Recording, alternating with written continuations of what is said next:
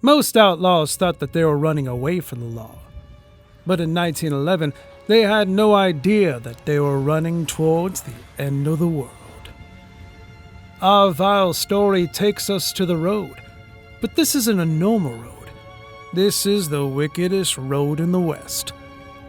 150 miles of total desolation, stretching from Nevada into the Oregon badlands. It's sat outside of God's graces, a vile expansion where men went to disappear or to die.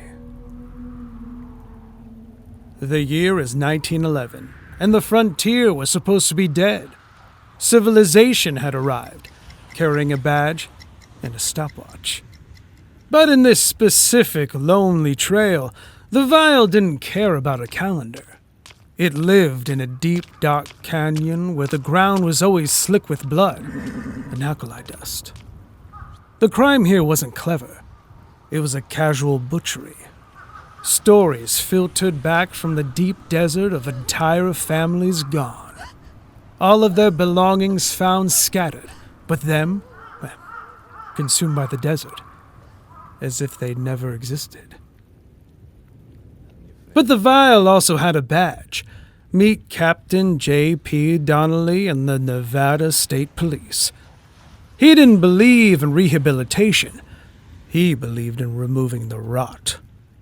Captain Donnelly understood that on this trail, mercy, well, it was just another word for dead. In early 1911, 4 prominent cattlemen, Harry Cambrone and the Mosby brothers, vanished on this wicked road. Their bodies were found in Little High Rock Canyon. But the strange thing was this wasn't a robbery. This was a message.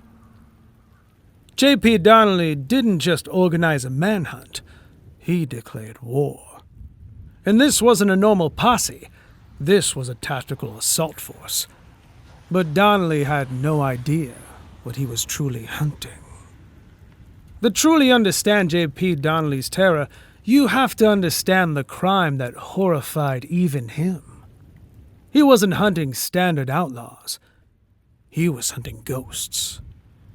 A small band of renegades who had known these canyons for centuries before the first copper mines were dug, led by a shadow known as Shoshone Mike. The renegades didn't want money. They wanted their land back. Captain Donnelly began reading his official summons, but that was the problem. Shoshone Mike and his people didn't really speak U.S. law. And when J.P. Donnelly's modern tactical force realized their new Springfield rifles were facing arrows and obsolete guns, they didn't see people. They saw targets. They didn't just sentence Shoshone Mike to die. They executed an entire way of life. The tragedy of the Battle of Kelley Creek is that J.P. Donnelly's tactical victory was a deep moral defeat. He had sent the ghosts back to hell, but the wickedness didn't stay buried.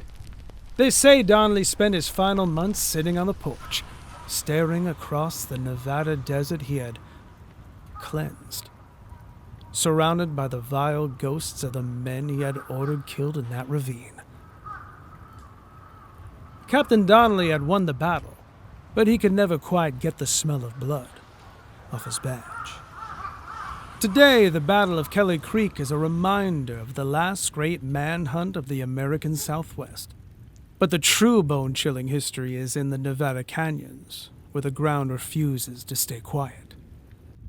Divers and historians claim that the Kelley Creek area is a cemetery of its own, filled with skeletons of men that were too fast for the posse, but not fast enough for the desert's final judge. I'm Jerome, and this has been the Vile Wild West. Subscribe and stay in the shadows. And if you ever visit the Nevada canyons, keep one eye on the cliff and the other on your back. Happy trails. Until we meet again.